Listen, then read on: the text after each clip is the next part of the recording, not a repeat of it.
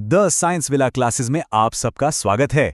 कभी सोचा है कि एक ऐसा देश जहां इतनी सारी भाषाएं, इतने सारे धर्म और संस्कृतियां थीं, वो अचानक खुद को एक यानी भारत कैसे कहने लगा? आज हम इसी मजेदार और जरूरी कहानी को समझने वाले हैं, भारत में राष्ट्रवाद का उदय।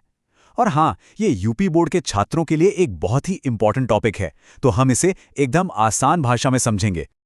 तो सवाल यही है, वो कौन सी बात थी, वो कौन सी फीलिंग थी जिसने पंजाब से लेकर बंगाल तक और कश्मीर से कन्याकुमारी तक के लोगों के दिलों में ये यकीन जगा दिया कि हाँ, हम सब एक हैं। चलिए आज इसी ऐतिहासिक पहेली को सुलझाते हैं। देखिए, इस पूरी कहानी का जो हीरो है वो है एक शब्द, राष्ट्रवाद। अब ये क्या है? इसे ऐसे समझिए जैसे ये एक फेविकोल है जिसने अलग अलग धर्म, जाति और इलाके के लोगों को एक साथ चिपका दिया। और वो कौन था जिसके खिलाफ सब एक हो रहे थे? जी हां, ब्रिटिश हुकूमत। तो सवाल ये है कि ये राष्ट्रवाद की भावना आई कहां से? इसकी जड़ें एक ऐसे एहसास में थीं जिसे उस वक्त का हर भारतीय महसूस कर रहा था, और वो एहसास था आर्थिक पीड़ा का, यानी इकोनॉमिक पेन।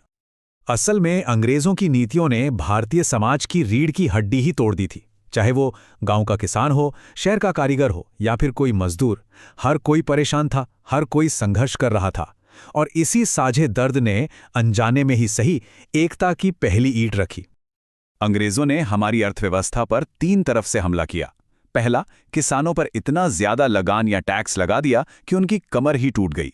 दूसरा, भारत के जो हाथ से बने कपड़े और सामान दुनिया भर में मशहूर थे, उन उद्योगों को पूरी तरह से खत्म कर दिया। और तीसरा, यहां से सारा धन, सारी दौलत जहाजों में भर भर कर इंग्लैंड ले जाने लगे।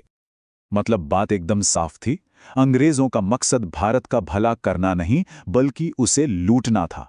और इस आर्थिक शोषण ने हर भारतीय के दिल में गुस्से की एक चिंगारी जला दी थी। अब कहानी में एक बड़ा ही दिलचस्प मोड़ आता है। मजे की बात यह है कि जिन अंग्रेजों ने भारत को तोड़ा, उन्होंने ही अनजाने में भारत को जोड़ने वाले साधन भी बना दिए। चलिए देखते हैं ये कैसे हुआ। सोचिए, अंग्रेजों का मकसद तो था पूरे भारत पर अपना कंट्रोल मजबूत करना। इसके लिए उन्होंने जाल बिछाया, लेकिन हुआ क्या? उनका बिछाया हुआ जाल ही एक ऐसा नेटवर्क बन गया जिसने हम भारतीयों को एक दूसरे से जोड़ दिया। ये हुआ तीन चीजों से।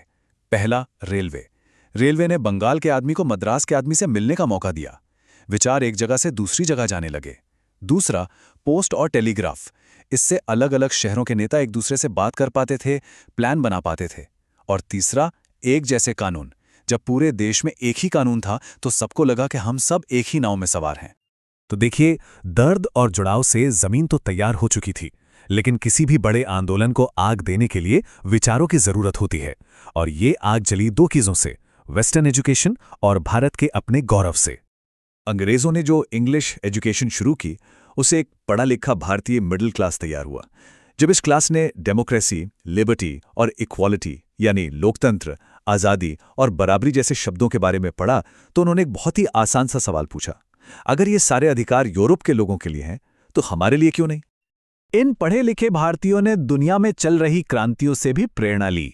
उन्होंने फ्रांस की क्रांति, अमेरिका के स्वतंत्रता संग्राम और इटली के एकीकरण के बारे में पढ़ा, और उन्होंने भी एक आजाद, एक यूनिफाइड भारत का सपना देखना शुरू कर दिया। तो एक तरफ तो बाहर से नए विचार आ रहे थे, और दूसरी तरफ देश के अंदर भी एक जबरदस्त सांस्कृतिक चेतना जाग रही थी। हमारे समाज सुधारकों ने भारतीयों को याद दिलाया कि हमारी अपनी संस्कृति कितनी महान और गौरवशाली है। राजा राममोहन राय, स्वामी दयानंद सरस्वती और स्वामी विवेकानंद जैसे महान लोगों ने समाज की बुराइयों को दूर किया और भारतीयों के अंदर आत्मविश्वास और अपने देश पर गर्व करने की एक नई लहर जगा दी। और अब हम आते हैं उस आखिरी वजह पर, उस चिंगारी पर जिसने इस पूरे असंतोष को एक संगठित गुस्से की आग में बदल दिया। और ये चिंगारी खुद अंग्रेजों ने ही लगाई थी। अंग्रेजों ने कुछ ऐसी घमंडी और भेदभाव भरी नीतियां बनाईं जिनसे ये साफ हो गया कि वो भारतीयों को कभी भी अपने बराबर नहीं समझेंगे। और बस यही वो आखिरी तिनका था जिसने ऊंट की कमर तोड़ दी। जरा देखिए तो, 1878 में वर्नाक्युलर प्रेस एक्ट आया, जिसने भारतीय भाषा के अखबारों का मुंह बंद कर दिया। उसी साल आर्म्स एक्ट आया, जिसने भारतीयों से हथियार रखने का हक छीन लिया। और फिर 1883 के इल्बर्ट बिल विवाद ने तो शीशे की तरह साफ कर दिया कि एक भारतीय जज एक अंग्रेज का केस नहीं सुन सकता। मतलब बराबरी की तो कोई उम्मीद ही नहीं थी। तो बस इन सभी धागों ने साझा दर्द, अनजाना जुड़ाव, नए विचार और गहरे गुस्से, इन सब ने मिलकर एक ऐसे आंदोलन को बुन दिया जिसे अब दुनिया की कोई भी ताकत रोक नहीं सकती थी।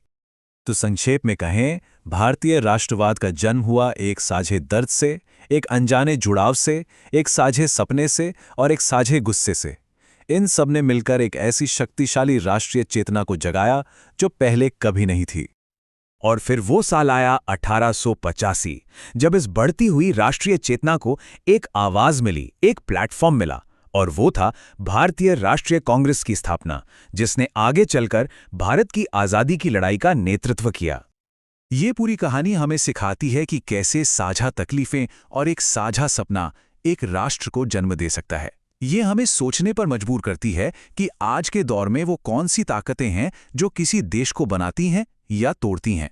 ये एक ऐसा सवाल है जिस पर हम सबको सोचना चाहिए।